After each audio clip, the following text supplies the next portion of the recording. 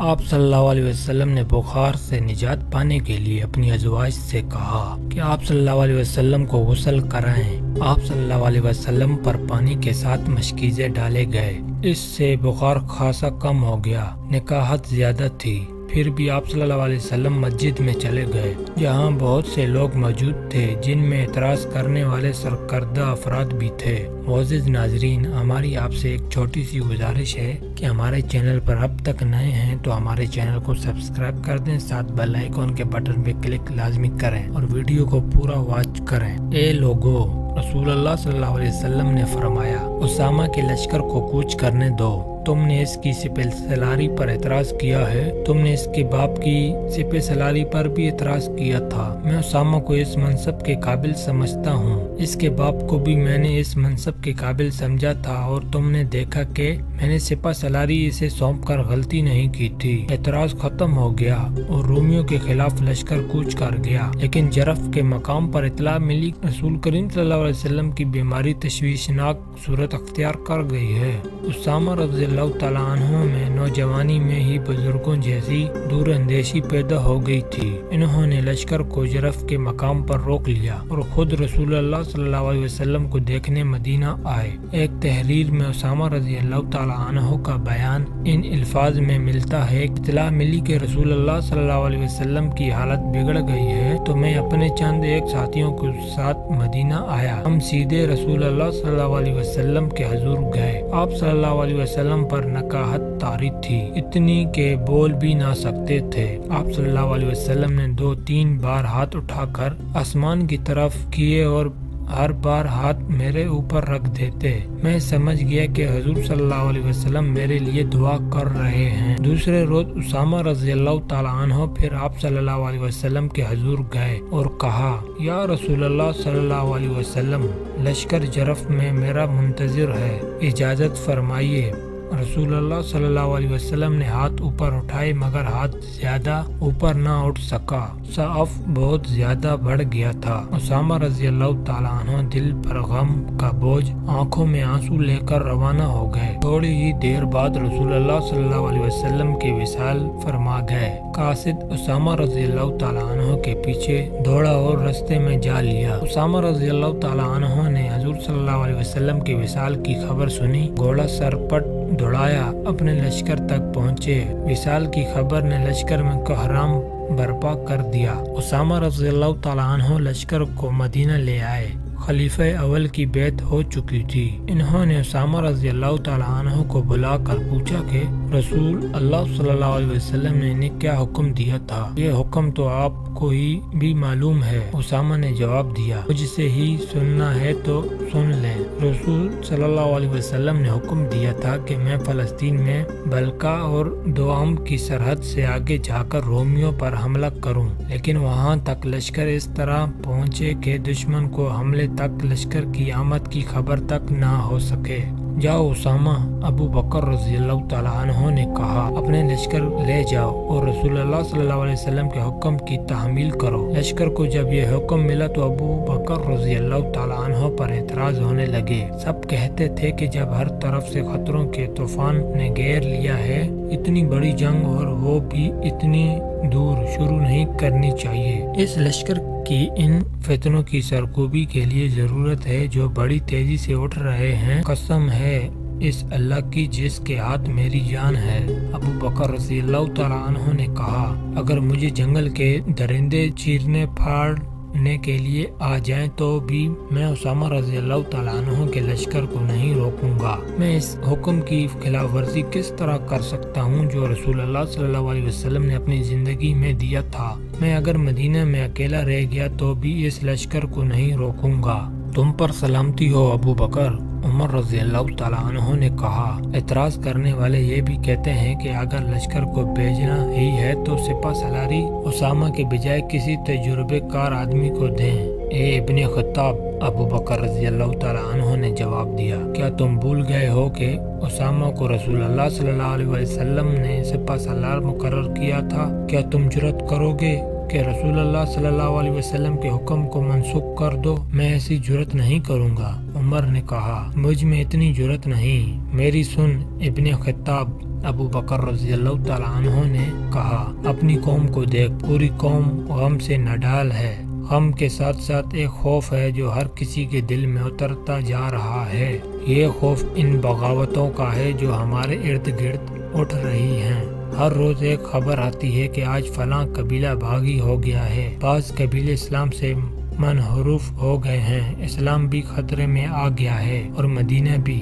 یہودیوں اور نصرانیوں نے بڑی خوفناک افواہیں پھیلانا شروع کر دی ہیں۔ ان سے اور زیادہ خوف پھیل رہا ہے۔ اگر ہم نے رومیوں پر حملہ روک لیا تو دو نقصان ہوں گے، ایک یہ کہ قوم سمجھے گی کہ ہم کمزور ہو گئے ہیں، دوسری یہ کہ رومی اور ماجوسی ہم کو کمزور سمجھ کر ہم پر چڑھ دوڑیں گے۔ میں قوم کو یہ بتانا چاہتا ہوں کہ ہم کمزور نہیں ہو گئے، ہمارا اللہ ہمارے ساتھ ہے۔ میں قوم کے حوصلے اور جذبے پہلے کی طرح مضبوط رکھنا چاہتا ہوں۔ رسول صلی اللہ علیہ وسلم کے نقش قدم پر چلنا میرا فرض ہے۔ عمر رضی اللہ تعالیٰ عنہ کو اس استدلال نے مطمئن کر دیا۔ ابو بکر رضی اللہ تعالیٰ عنہ نے کوچ کا حکم دے دیا۔ اسامہ رضی اللہ تعالیٰ عنہ کا لشکر روانہ ہوا تو ابو بکر رضی اللہ تعالیٰ عنہ کچھ دور تک پیدل ہی ساتھ چل پڑے۔ اسامہ رضی اللہ تعالیٰ عنہ گھوڑے پر سوار تھے۔ مورخین نے لکھا ہے کہ ایک سپہ سالار اور وہ بھی نوجوان گھوڑے پر سوار تھا اور خلیفہ اس کے ساتھ ساتھ پیدل جا رہے تھے۔ اس کی وجہ یہ تھی کہ خلیفہ رضی اللہ تعالیٰ عنہ ہر کسی کو دکھانا چاہتے تھے کہ سپہ سالار اسامہ رضی اللہ تعالیٰ عنہ تعظیم و تکریم کے قابل ہیں۔ اے خلیفہ رسول صلی اللہ علیہ وسلم، اسامہ نے کہا، آپ گھوڑے پر سوار ہو جائیں یا میں آپ کے ساتھ پیدل چلوں گا؟ نہ میں سوار ہوں گا اور نہ تم پیدل چلو گے۔ ابو بکر رضی اللہ تعالیٰ عنہ نے کہا، میں روحانی تسکین محسوس کر رہا ہوں کہ اللہ کی راہ کی گرد میرے پاؤں پر بھی پڑ رہی ہے۔ عمر رضی اللہ تعالیٰ عنہ بھی اس لشکر میں شامل تھے۔ ابو بکر رضی اللہ تعالیٰ عنہ کو محسوس ہوا کہ مدینہ میں انہیں عمر رضی اللہ تعالیٰ عنہ کی ضرورت ہوگی۔ اسامہ خلیفہ نے سپہ سالار سے کہا، اگر تم اجازت دو تو میں عمر رضی اللہ تعالیٰ عنہ کو مدینہ میں رکھ لوں، مجھے اس کی مدد کی ضرورت ہوگی۔ اسامہ نے عمر رضی اللہ تعالیٰ عنہ کو لشکر میں سے نکال کر واپس جانے کی اجازت دے دی۔ ابو بکر رضی اللہ تعالیٰ عنہ بہت بوڑھے تھے، ایک جگہ رک گئے۔ اسامہ رضی اللہ تعالیٰ عنہ لشکر کو روک لیا۔ ابو بکر رضی اللہ تعالیٰ عنہ نے ذرا بلند جگہ پر کھڑے ہو کر لشکر سے خطاب کیا، اسلام کے مجاہدوں، میں تمہیں 10 نصیحتیں کرتا ہوں، انہیں یاد رکھنا۔ خیانت نہ کرنا، چوری نہ کرنا، دشمن کی لاشوں کے اضحیٰ نہ کاٹنا، بچوں اور عورتوں کو قتل نہ کرنا، کھجوروں اور پھلوں کے درخت نہ کاٹنا، کھانے کی غرض کے سوا کسی جانور کو ذبح نہ کرنا۔ تمہیں دوسرے مذہب کی عبادت گاہیں نظر آئیں گی جن میں تارک الدنیا لوگ بیٹھے ہوں گے، انہیں پریشان نہ کرنا۔ کسی بستی کے لوگ برتنوں میں تمہارے لیے کھانا لائیں گے، یہ کھانا اللہ کے نام لے کر کھانا۔ تمہیں ایسے لوگ بھی ملیں گے جنہوں نے اپنے سروں میں شیطان کے گھونسلے بنا رکھے ہیں، ان کے سروں کے درمیان کا حصہ منڈا ہوا ہوگا اور باقی بال بہت لمبے لمبے ہوں گے، انہیں قتل کر دینا۔ اپنی حفاظت اللہ کے نام سے کرنا۔ خدا حافظ مجاہدوں، اللہ تمہیں شکست اور وبا سے دور رکھے۔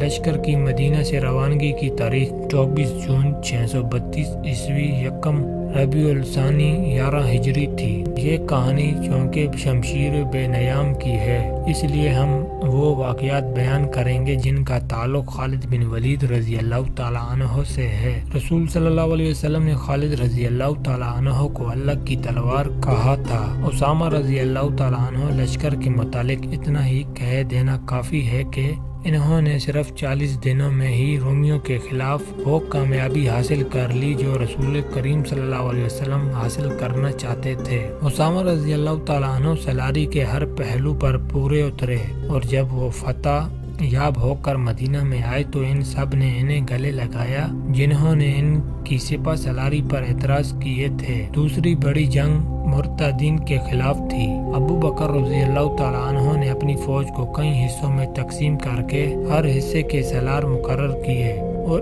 ان کے لیے محاذ مقرر کر دیے۔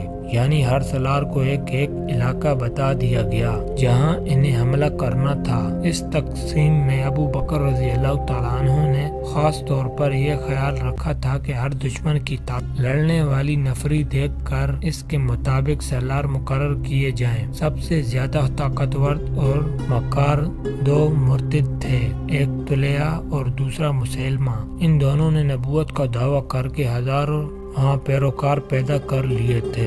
خالد بن ولید رضی اللہ تعالیٰ عنہ کو ابو بکر رضی اللہ تعالیٰ عنہ نے حکم دیا کہ وہ طلحہ کی بستی پر حملہ کرے اور اس سے فارغ ہو کر بطا کا رخ کرے جہاں بنی تمیم کے سردار مالک بن نویرہ نے بغاوت کر دی تھی۔ تمام سالار اپنے اپنے محاذوں اور مہموں کو روانہ ہو گئے۔ خالد رضی اللہ تعالیٰ عنہ اپنی مہم کے علاقے میں حسب عادت اتنی تیزی سے پہنچے کہ دشمن کو خبر تک نہ ہوئی۔ انہوں نے کچھ بستیوں کو گھیرے میں لے لیا تھا تو خالد رضی اللہ تعالیٰ عنہ کے پاس کچھ آدمی آئے اور انہیں بتایا کہ بعض قبیلے طلحہ کے فریب کار کا شکار ہیں، ان کی خون ریزی مناسب نہیں ہوگی۔ اگر خالد رضی اللہ تعالیٰ عنہ ذرا انتظار کرے تو قبیلہ تائی کے کم و بیش 500 آدمی خالد رضی اللہ تعالیٰ عنہ کے دستے میں شامل ہو جائیں گے۔ خالد رضی اللہ تعالیٰ عنہ نے انتظار کیا اور یہ آدمی قبیلہ تائی کے 500 آدمی لے آئے جو طلحہ کے قبیلے اور اس کے زیر اثر قبیلوں کے خلاف لڑنے پر آمادہ تھے۔ وہ مسلح ہو کر آئے تھے۔ اس طرح قبیلہ جدیلہ بھی خالد رضی اللہ تعالیٰ عنہ کے ساتھ مل گیا۔ طلحہ کو پتہ چلا تو وہ بہت گھبرایا، لیکن ایک شخص نے عینیہ اس کے ساتھ تھا، وہ بنی فرازہ کا سردار تھا۔ اس کے دل میں مدینہ والوں کے خلاف اتنا عناد بھرا ہوا تھا کہ اس نے اعلان کر دیا کہ وہ مدینہ والوں کی حکومت کو کسی قیمت پر تسلیم نہیں کر سکتا۔ غزوہ احزاب میں جن 3 لشکروں نے مدینہ پر حملہ کرنے کا منصوبہ بنایا تھا، ان میں سے ایک لشکر کا سالار یہی شخص عینیہ بن حسن تھا۔ رسول کریم صلی اللہ علیہ وسلم نے اپنے اس اصول کے مطابق کہ دشمن کو تیاری کی حالت میں پکڑو، مدینے سے نکل کر ان تینوں لشکروں پر حملہ کر دیا تھا۔ سب سے زیادہ نقصان عینیہ کے لشکر کو اٹھانا پڑا۔ اس نے مجبور ہو کر اسلام قبول کر لیا تھا، لیکن اسلام کے خلاف سرگرم رہا۔ خالد رضی اللہ تعالیٰ عنہ کو پتہ چلا کہ طلحہ کے ساتھ عینیہ ہے تو انہوں نے عہد کیا کہ ان دونوں کو نہیں بخشیں گے۔ خالد رضی اللہ تعالیٰ عنہ نے پیش قدمی سے پہلے اپنے 2 آدمیوں عکاشہ بن محسن اور ثابت بن اکرم انصاری کو لشکر سے آگے بھیج دیا کہ وہ دشمن کی نقل و حرکت یا کوئی اور بات دیکھے جو لشکر کی پیش قدمی کے کام آ سکے تو پیچھے اطلاع دیں۔ دونوں چلے گئے اور خالد رضی اللہ تعالیٰ عنہ اپنے دستوں کے ساتھ آگے بڑھتے گئے۔ بہت دور جا کر ان دونوں میں سے کوئی بھی واپس آتا دکھائی نہ دیا۔ کچھ دور گئے تو 3 لاشیں پڑی ملی جو خون میں نہائی ہوئی تھی۔ 2 لاشیں انہی 2 آدمیوں عکاشہ اور ثابت کی تھیں جنہیں خالد رضی اللہ تعالیٰ عنہ نے آگے بھیجا تھا۔ تیسری لاش کسی اجنبی کی تھی۔ بعد میں جو انکشاف ہوا طبری اور قاموس کے مطابق کہ یہ دونوں آگے جا رہے تھے، راستے میں انہیں ایک شخص حابال مل گیا۔ ایک مورخ کامل ابن اسیر لکھتے ہیں کہ حابال طلحہ کا بھائی تھا، لیکن طبری اور قاموس اسے طلحہ کا بھتیجا لکھتے ہیں۔ عکاشہ اور ثابت نے اسے للکار کر قتل کر دیا۔ اس کی اطلاع طلحہ کو مل گئی، وہ اپنے بھائی سلمہ کو اپنے ساتھ لے کر آ گیا۔ عکاشہ اور ثابت ابھی اور آگے جا رہے تھے۔ طلحہ اور سلمہ نے گات لگائی اور دونوں کو مقابلے کے مہلت دیے بغیر ہی قتل کر دیا۔ خالد رضی اللہ تعالیٰ عنہ آگ بگولا ہو گئے اور طلحہ کی بستی پر جا دھمکے۔ عینیہ طلحہ کی فوج کی کمان کر رہا تھا اور طلحہ ایک خیمے میں نبی بنا بیٹھا تھا۔ عینیہ نے مسلمانوں کا قہر اور غضب دیکھا تو وہ اپنے لشکر کو لڑتا چھوڑ کر عینیہ کے پاس گیا۔ وہ طلحہ کو سچا نبی مانتا تھا۔ یا نبی، عینیہ نے طلحہ سے پوچھا، مشکل کا وقت آن پڑا ہے، جبرائیل کوئی وحی لے آیا ہے؟ ابھی نہیں، طلحہ نے کہا، تم لڑائی جاری رکھو۔ عینیہ دوڑتا گیا اور لڑائی میں شامل ہو گیا۔ مسلمان کا قہر اور بڑھ گیا تھا۔ خالد رضی اللہ تعالیٰ عنہ کی چالیں جھوٹے نبی کے لشکر کے پاؤں اکھاڑ رہی تھی۔ आइनिया एक बार फिर तुलेहा के पास गया। या नबी, इसने तुलेहा से पूछा, कोई वही नाजिल हुई? अभी नहीं, तुलेहा ने कहा। तुम लड़ाई जारी रखो, वही कब नाजिल होगी? आइनिया ने झुंझला कर पूछा। तुम कहा करते हो कि मुश्किल के वक्त वही नाजिल होती है, खुदा तक मेरी दुआ पहुंच गई है। तुलेहा ने कहा, वही का इंतजार रहे। आइनिया अपने लश्कर में जा चला गया, मगर अब इसका लश्कर खालिद रजी अल्लाह ताला अन्हो के घेरे में आ गया था। आइनिया घबराहट के आलम में एक बार फिर तुलेहा के पास गया और इसे अपने लश्कर की कैफियत बताकर पूछा कि वही नाजिल हुई या नहीं। हाँ, तुलेहा ने जवाब दिया, वही नाजिल हो चुकी है। क्या ये कहे तुलेहा ने जवाब दिया, मुसलमान भी जंग लड़ रहे हैं, तुम भी जंग लड़ रहे हो, तुम इस वक्त को कभी ना भूल सकोगे। आइनिया को कुछ और तवक्का थी, लेकिन तुलेहा ने इसे मायूस कर दिया। इसे ये भी पता चल गया कि तुलेहा झूठ बोल रहा है। ला रैब ऐसे ही होगा। आइनिया ने गुस्से से कहा, वो वक्त जल्द ही आ रहा है जिसे तुम सारी उम्र नहीं भूल सकोगे।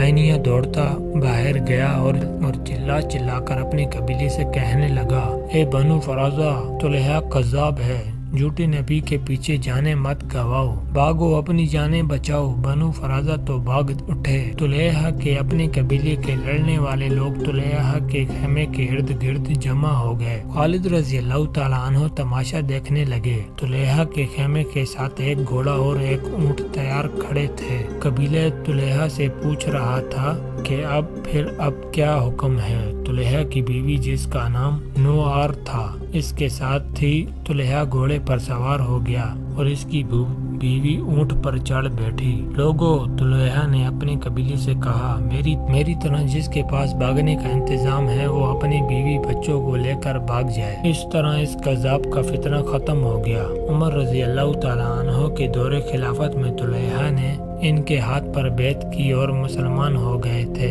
खालिद रजी अल्लाह ताला अन्हो और कई कबीलों को मतिया किया और इन्हें अर्तदित की कड़ी सजा दी। इन पर अपनी शराइत आयत की। इस्लाम से जो मनहरूफ हो गए थे इन्हें दोबारा हल्का बगोश इस्लाम किया। तुलेहा की नबूवत को भी खालिद रजी अल्लाह ताला अन्हो ने खत्म कर दिया और आइनिया, जो यहूदियों से बढ़कर मुसलमानों का दुश्मन था, ऐसा भागा कि इसने इराक जा दम लिया, मगर इसका जहर अभी पीछे रह गया था। ये जहर एक औरत की शक्ल में था जो सलमैया कहलाती थी। इसका पूरा नाम इम्मे जामिल सलमैया बिनते मालिक था। सलमैया बनु फराजा के सरदारों के खानदान की एक मशहूर औरत इम्मे करफा की बेटी थी। रसूल करीम सल्लल्लाहु अलैहि वसल्लम की जिंदगी का वाक़िया है कि ज़ैद बिन हारिसा रजी अल्लाह ताला अन्हो उसामा रजी अल्लाह ताला अन्हो के वालिद बनी फराजा के इलाके में जा निकले।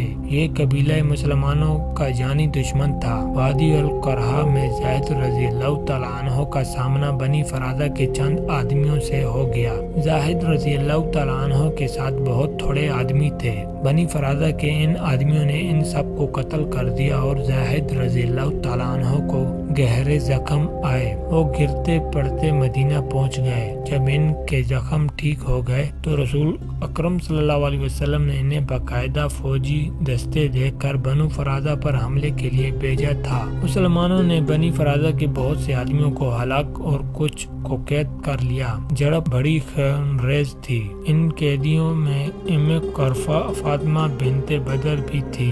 इस औरत की शहरत ये थी कि अपने कबीले के अलावा दूसरे कबीलों को भी मुसलमानों के खिलाफ भड़काती रहती थी।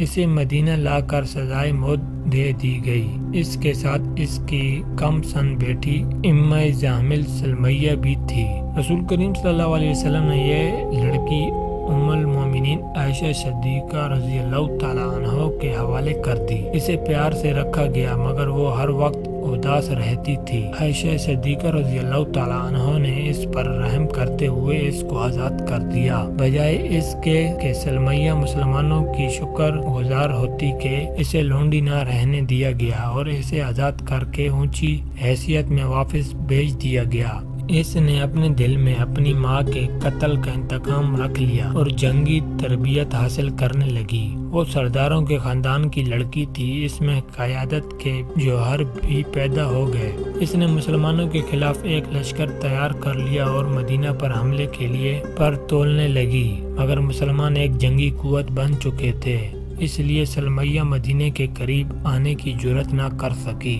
اب طلحہ اور عینیہ کو شکست ہوئی تو سلمیہ میدان میں آ گئی۔ اس کی ماں عینیہ کی چچا زاد بہن تھی، جن قبیلوں نے خالد رضی اللہ تعالیٰ عنہ سے ٹکر لی تھی۔ انہیں یہ لڑائی بڑی مہنگی پڑی تھی۔ جو بچ گئے تھے وہ ادھر ادھر بھاگ گئے تھے۔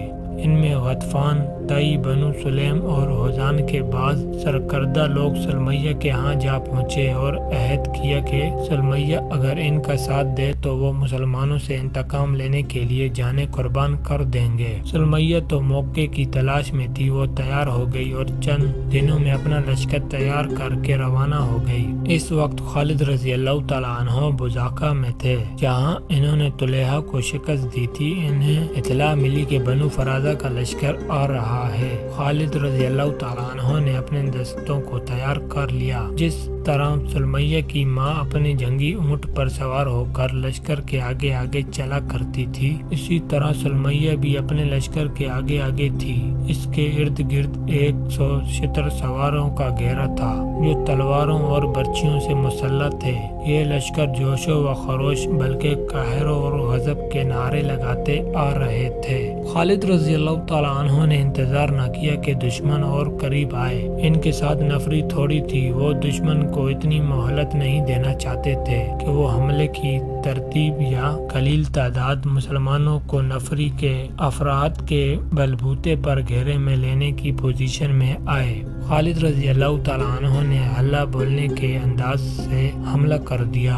انہیں معلوم تھا کہ دشمن کا لشکر سفر کا تھکا ہوا ہے۔ خالد رضی اللہ تعالیٰ عنہ نے دشمن کی اس جسمانی کیفیت سے بھی فائدہ اٹھایا۔ سلمیہ جو 100 جانباز شتر سواروں کے حفاظتی نرغے میں تھی، اشتعال انگیز الفاظ سے اپنے لشکر کے جوش و خروش میں جان ڈال رہی تھی۔